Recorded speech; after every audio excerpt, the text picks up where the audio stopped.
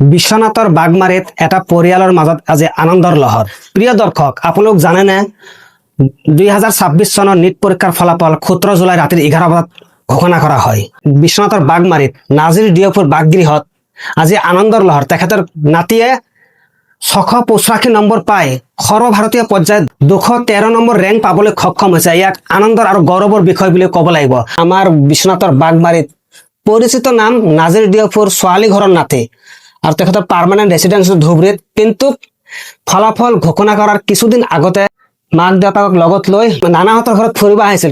সেই সময়তে নিট পৰীক্ষাৰ ফলাফল ঘোষণা কৰিছে। এতিয়া দুই পৰিয়ালৰ মাজত এক আনন্দৰ লহৰ। প্ৰিয় দৰ্শক বন্ধুসকল, মোৰ ফালৰ পৰা তাহছিন মুত্তাকি চৰকাৰক দুৱা আৰু আশীৰ্বাদ হিচাপে তেখেতক এটা মই ফুলাম গামোচাৰে সম্বোধনা জনাইছো, যাতে তেওঁৰ আগন্তুক জীৱন ভৱিষ্যত জীৱন উজ্জ্বল হওক আৰু তেখেত আহিবলগীয়া ল'ৰা ছোৱালীৰ আদৰ্শৰ অনুপ্ৰেৰণা হৈ লওক।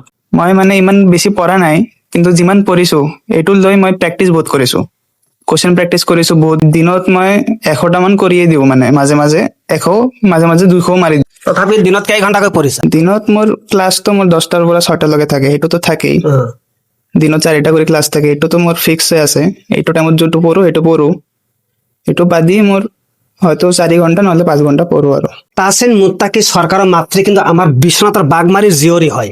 পৰিচিত নাম নাজিৰ ডিএফৰ জীয়ৰী।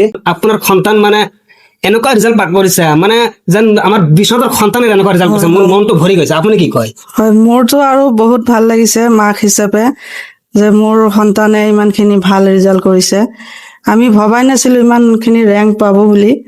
তথাপি ল'ৰাক কৈছিলো তুমি ভালকে পঢ়ি থাকা, আল্লাহে যি ফল দিয়ে দিব আৰু। এইটো আমি আশা কৰি আছিলো সি কিবা এটা ভাল হেৰি কৰিব। যিহেতু হাই ছেকেণ্ডাৰীটো ভাল ৰিজাল্ট কৰিছে, মেট্ৰিকতো 97%, হাই ছেকেণ্ডাৰী 96%। আপুনি মামা হিচাপে কি কোৱা, যেটা আপোনাৰ ভাগিন আপোনাৰ ঘৰত ফুৰিব আহে, নিট পৰীক্ষাৰ ফলাফল ঘোষণা কৰিছে আৰু এনেকুৱা চমক দেখাই দিছে, কি কয় আপুনি এই বিষয়ে?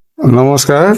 মোৰ মাজু ভণ্টিৰ সৰু ল'ৰা এনে ধৰণৰ ৰিজাল্ট কৰাৰ কাৰণে আমি অত্যন্ত সুখী। এই ৰিজাল্টটো আমি আশা কৰা মতে পাইছিলো, পালো। ৰিজাল্টটো ভাল হৈছে। অল ইণ্ডিয়া ৰেংকিং তাৰ 213 হৈছে, সেইকাৰণে আমি অত্যন্ত সুখী।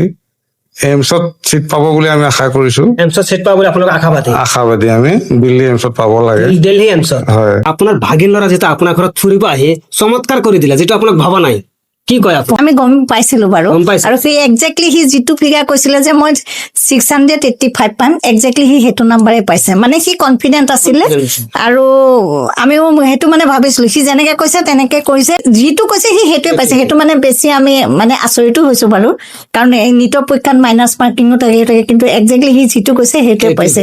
আৰু মামীক হিচাপেতো সুখীয়ে। আলহামদুলিল্লাহ, মানে আল্লাহৰ লাখ লাখ শুক্ৰিয়া যে মোৰ ল'ৰা অসমৰ পৰা দক্ষিণা ফাউণ্ডেশ্যনত গৈ, পুনাত গৈ যিটো গৌৰৱ কঢ়িয়াই আনিছে, অসমৰ হৈ গৌৰৱ যিটো কঢ়িয়াই আনিছে, মই দক্ষিণা ফাণ্ডত অসমৰ তৰফৰ পৰা সিহঁতক ধন্যবাদ জনাইছো।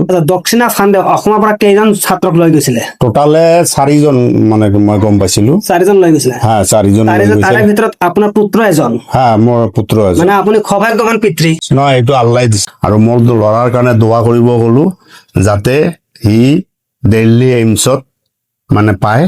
প্ৰিয় দৰ্শক বন্ধুসকল, সদৌ শেষত তাহছিন মুত্তাকি চৰকাৰক যাতে অনাগত দিনত ভাল চিকিৎসক আৰু সু নাগৰিক হৈ সমাজৰ হৈ, আমাৰ অঞ্চলৰ হৈ, দেশৰ হৈ সেৱা আগবঢ়ায়, তাৰ কামনা কৰি আজিৰ এই ভিডিঅ'টো আপোনালোকৰ মাজলৈ আগবঢ়ালো।